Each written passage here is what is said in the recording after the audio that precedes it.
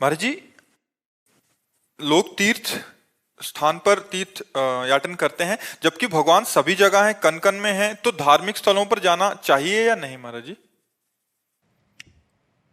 मेहंदी में लालिमा होती है ना।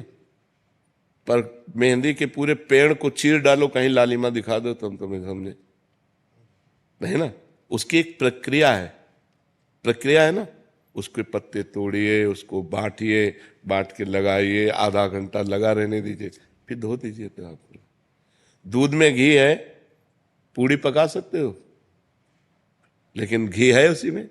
उसकी एक प्रक्रिया है। उसको दही बनाओ, मंथन करो, मक्खन निकालो, फिर उसको तप्त करो, तब वो घी बन जाएगा। समझ रहे ना। ऐसे परमात्मा सर्वत्र है। चीर फाड़ डालो किसी को, कहीं भी अगर मिल जाए तो बताओ। उसकी प्रक्रिया है साधना। साधना के लिए हमें पवित्रता चाहिए। तो हम भगवान के परम पवित्र दिव्य स्थानों में जाते हैं, हरिद्वार, काशी। इनमें हमें पवित्रता मिलती है। जब हमारा हृदय पवित्र होता है तो हमारे अच्छे भाव होते हैं। अच्छे भाव होते हैं तो वो भाव भगवान को समर्पित हो जाते हैं और हमें भगवान का अनुभव हो जाता है। जब हमारा भाव बन जाए ना, तो हम कुत्ते से भी भगवान प्रकट कर सकते हैं। हमारा भाव बन जाए तो हम ईंट से भी भगवान प्रकट कर सकते हैं। हमारा भाव ना बने तो भगवान में भी भगवान नहीं दिखाई दे रहे दुर्योधन को। दुर्योधन का भाव नहीं है भगवान के प्रति। तो श्री कृष्ण को एक बहुत विद्वान प्रवीण यदुवंशी समझता, वो भगवान नहीं मानता। दुर्योधन भगवान नहीं मानता। जब भगवान ने विराट रूप दिखाया तो बंदी बनाने की कोशिश की। वो भगवान को मनुष्य मानता रहा, कभी भगवान नहीं माना। तो बात समझ में नहीं। ये जो तीर्थ बने हैं ये पावर है, अध्यात्म के पावर है।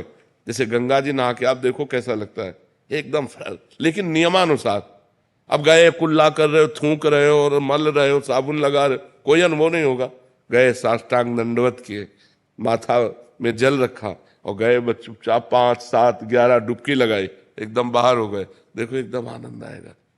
वृंदावन आए हो, परिक्रमा लगाओ, बिहारी जी के दर्शन करो, किसी का दिया हुआ कुछ खाओ मत, रजरानी लगाओ, नाम जप करो। जब जाओगे तो एक अच्छा अनुभव होगा, एक आनंद अनुभव होगा। अब यहीं आओ, इधर उधर सब गंदगी करो, तो जब जाओगे तो कुछ हाथ नहीं लगेगा। ये परम पवित्र स्थान बनाए गए हैं कि हमको अध्यात्म का सहयोग मिले। हमारे जो गलतियां हो गई, पाप हो गए, वो नष्ट हो जाए।